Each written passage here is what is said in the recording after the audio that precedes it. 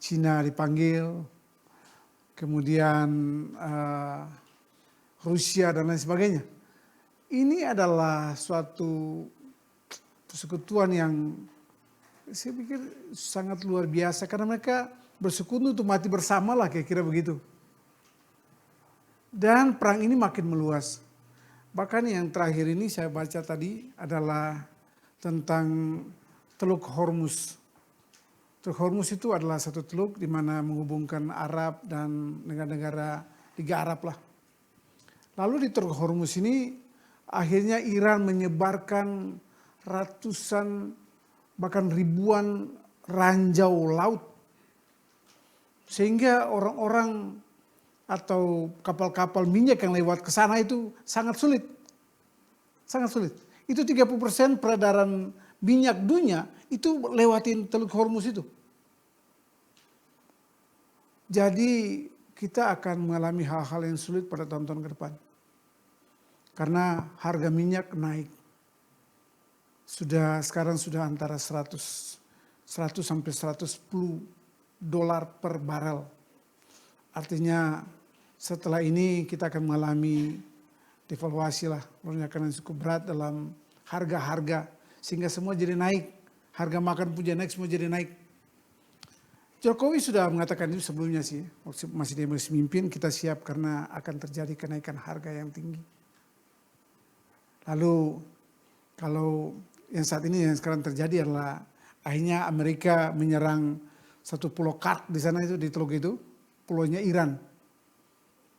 Diserang supaya menekan Iran supaya membuka blokade itu supaya menarik itu dia punya ranjau-ranjau laut. Karena kalau tidak begitu makin sulit, kita makin sulit untuk mendapat minyak. Jadi dunia akan mengalami satu krisis. Dan ini perang ini akan mengakibatkan kemungkinan besar sih kalau tidak ada perdamaian sih pemicu untuk jadi perang dunia ketiga. Indonesia adalah negara non-blok, tidak memblok kemana-mana. Tetapi Israel sudah memberikan pesan kepada Prabowo, jangan banyak ngomong lah kira-kira begitu. Karena banyak orang saya di sekitar kamu, kata Israel. Rupanya orang Israel banyak di kita juga. Kita nggak tahu, mungkin kita punya Bunda Terlinda mungkin orang Israel. Kita nggak tahu, mungkin Pak Hendrawan itu, selamat datang Pak Hendrawan, mungkin adalah orang Israel. Masih dulunya Netanyahu. Ya kita nggak tahu. Jadi akhirnya kita diancam. Kalau misalnya akhirnya kita berpihak pada yang sebelah, lalu Israel melepaskan satu nuklir ke sini saja, jatuh ke Bandung dan Bandung, Garut, kemudian Cianjur, Subang, hangus semua, selesai. Dan tidak ada nama Ibu Natalina lagi. Hilang dari peredaran. Ini akan berkembang terus.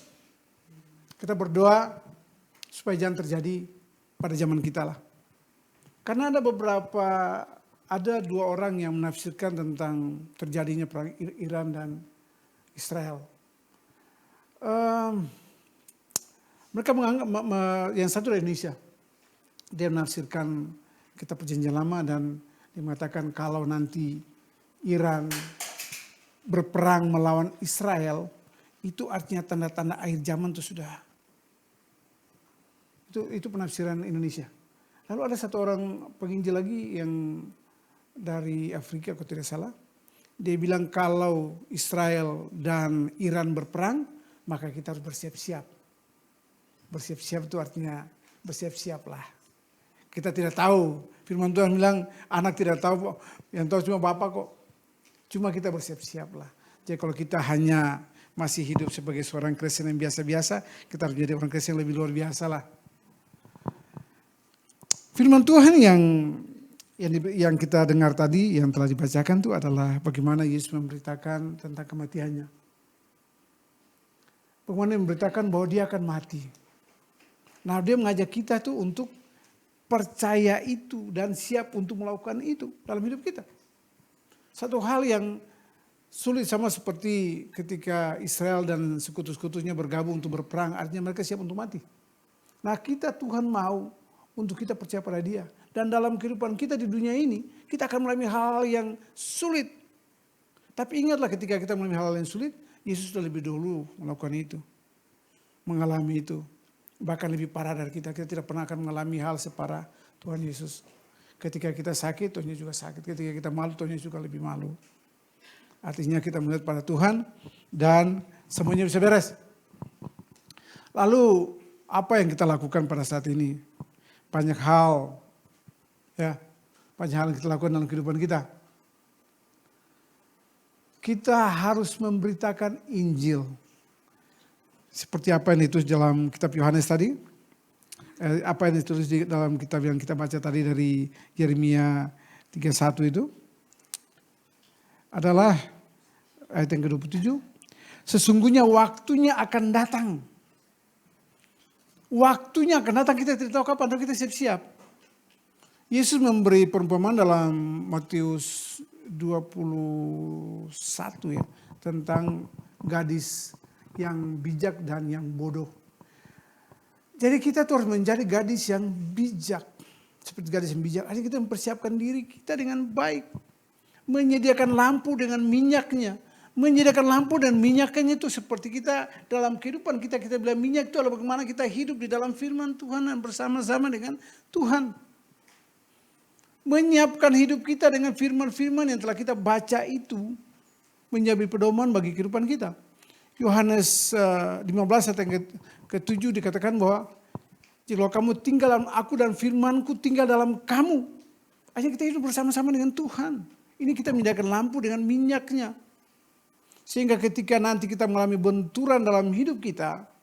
Apalagi berita-berita yang parah saat ini tentang perang.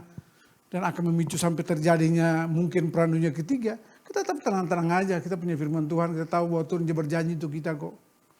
Saya lagi nanti sore kita ada perkawinan jemaat di St. John. Nah saya menginjili dia. Dia itu adalah salah satu orang yang belum percaya. Dan saya katakan tentang keselamatan yang harus dalam Tuhan. Nah keselamatan dalam Tuhan itu adalah kita percaya gitu. Dan bukan cuma percaya. Karena kalau kita bilang percaya, maka orang yang tidak percaya pun tahu dan percaya juga. Tapi yang paling utama kita tuh seperti kata Pak Yopi bilang, kita harus terima. Menerima dia. Firman Tuhan di 2 minggu lalu katakan bahwa Pak Yopi bilang sudah dikirim iPhone 17 Pro. Percaya tapi belum terima. Nah harusnya kita terima ini. Jadi dalam kehidupan kita bukan cuma percaya Yesus, kita terima Yesus sebagai Tuhan dan Juru Selamat pribadi kita. Nah ini nih bilang sebagai menyediakan lampu dengan minyaknya. Sehingga ketika kita mengalami benturan-benturan dalam kehidupan kita, kesusahan atau berita yang menakutkan dan lain sebagainya, kita tidak khawatir. Karena kita tahu Tuhan selalu menyertai kita. Bahkan dia menyediakan hal yang terbaik yang jauh melebihi apa yang kita pikirkan, kita doakan. Tuhan tahu semuanya lebih baik daripada kita. Jadi kehidupan kita apa yang harus kita lakukan saat ini? Maka yang paling utama adalah kita memberitakan Injil itu. Memberitakan Injil dalam kehidupan kita. Saya melihat ketika saya membaca sejarah waktu Amerika melepaskan 2 bom atom ke Hiroshima dan Nagasaki. Dan Jepang menyerah karena dia punya persediaan makanan habis, persediaan senjata habis. Tidak ada lagi yang bisa dilakukan. Dan mereka menyerah. Kaisar Hirohito Shiwa pada saat itu. Dia bilang, kami menyerah. Dan dia bilang, bawalah orang-orangmu untuk mengajarin orang Jepang. Bahkan dia membuka, waktu pertama dia sudah takluk, dia bertanya pertama berapa guru yang ada di kita. Lalu dia menyuruh orang Amerika untuk datang ke sana untuk menginjili. Waktu itu masih dipimpin oleh generalnya adalah General MacArthur kalau tidak salah ya. Dan ini adalah suatu momen yang baik untuk kita pada saat itu, Amerika ya. Untuk memberitakan Injil. Tapi mereka tidak lakukan. Akhirnya sekarang di Jepang itu kita teriak-teriak tentang Injil juga. Apa sih? Enggak lah. Bahkan. Waktu sudah berlalu. Ya kalau bilang waktu itu kan ada dua ya.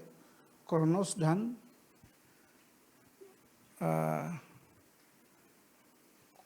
waktu kronos itu adalah waktu yang sudah ditetapkan misalnya tanggal dan waktunya. Sedangkan kairos itu adalah kesempatan.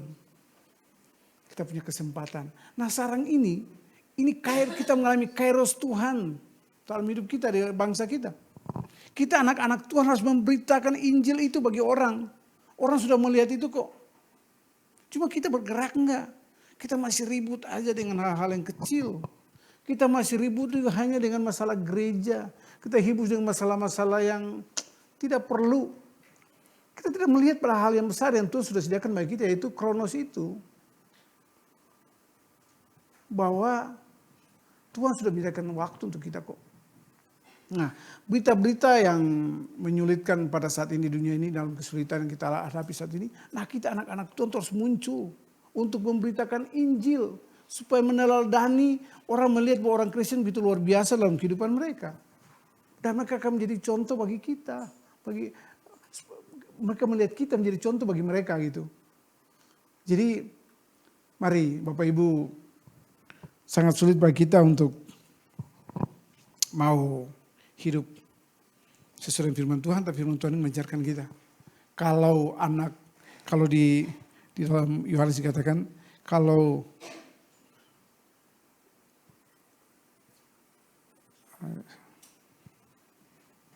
jadi kalau misalnya Tuhan mengagungkan Tuhan dalam seluruh kehidupan kita, maka apa yang terjadi adalah kalau kita meninggikan Dia, maka Tuhan akan menjadi segala-galanya hidup kita dan orang akan melihat itu dalam kehidupan kita.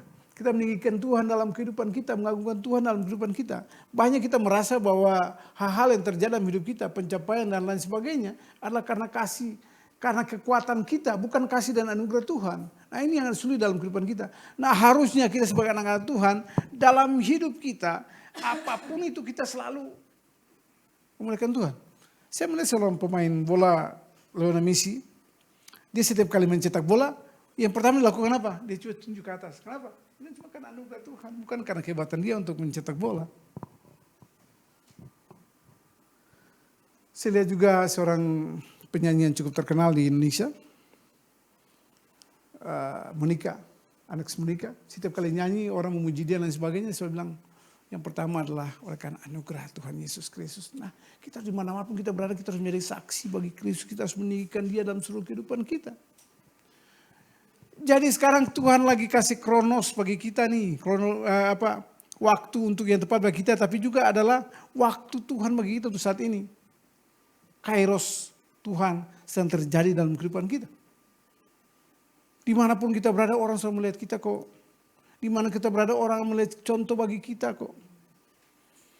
Saya mendengar berita bahwa di dalam bangsa ini, terutama suku ini, di mana-mana itu orang Sunda sudah menjadi Kristen, di mana-mana. Tetapi satu hal yang masih agak sulit adalah mereka tidak menampakkan diri. Tidak menampakkan diri artinya mereka masih hidup seperti biasa saja. Tetapi di mana-mana sudah terjadi. Karena beberapa puluh tahun terakhir itu kan target penginjilan paling utama itu adalah suku Sunda.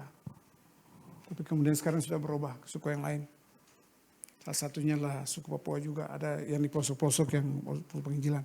Nah banyak orang telah melihat kita dan bertobat. Apalagi kalau kita sudah memberitakan Injil, orang akan menunggu itu. Bahwa pengampunan dosa itu bukan karena perbuatan kita.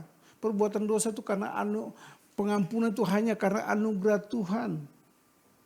Jadi kita perlu adalah pengampunan dari Tuhan. Bagaimana cara mengampuni itu?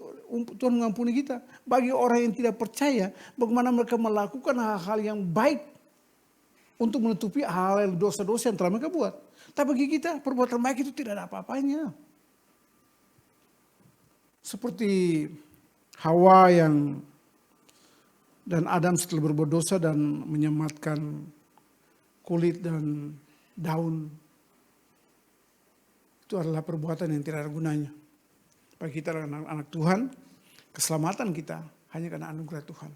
Ketika kita percaya Yesus dan menerima Dia sebagai Tuhan dan Juru Selamat kita secara pribadi, dan kita mengagungkan Dia dalam seluruh hidup kita, itulah pertobatan sejati. Dan harus buktinya adalah ada perubahan dalam hidup kita.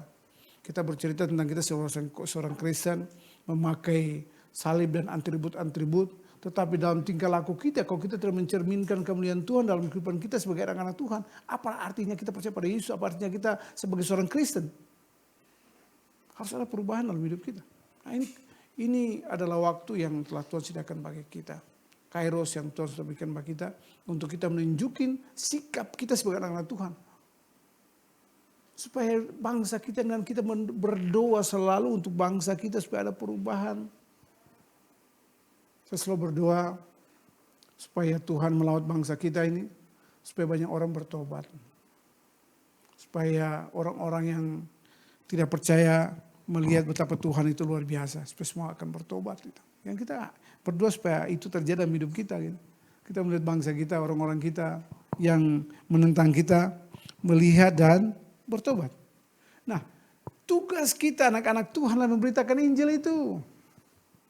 Orang merindukan pemberitaan Injil pengampunan dosa. Sehingga mereka tahu ketika kita memberitakan Injil, supaya mereka tahu gitu, kalau mereka itu pasti selamat. Sama dengan kita. Kita juga sering bertanya pada orang-orang kita saja, anak-anak Tuhan. Kira-kira kalau terjadi megatrust itu kamu selamat gak? Masuk surga gak? Banyak dari orang-orang kita, anak-anak Tuhan, yang bilang gak tahu ya. Atau saya masih banyak dosa. Mungkin saya tidak masuk surga. Aduh. Kalau kita menjawab kalau terjadi megatrust aja kita semua mati nih. Megatrust tidak perlu satu nuklir datang ke Bandung lah. Megatrust yang terjadi di Bandung sini. Kita kan semua akan mati. Kasihan banget gitu kalau kita percaya pada Yesus dan kita tidak punya kepastian keselamatan. Nah, kita punya kepastian keselamatan dalam Kristus. Karena kita telah menerima Dia sebagai Tuhan dan Juru Selamat kita secara pribadi. Itu yang pertama. Yang kedua adalah karena janji-janjinya bagi kita. Nah, janji itulah yang harus kita beritakan bagi orang lain. Supaya orang lain pun percaya dan menerima janji itu. Bahwa mereka pasti selamat ketika mereka percaya pada Yesus sebagai Tuhan dan Juru Selamat kita. Ini tugas kita untuk memberitakan itu. Bahkan Paulus mengatakan bahwa ketika ia tidak memberitakan firman, terkutuklah dia. Dia sendiri kok tidak memberitakan firman. Ini tugas kita sebagai anak Tuhan. Di dalam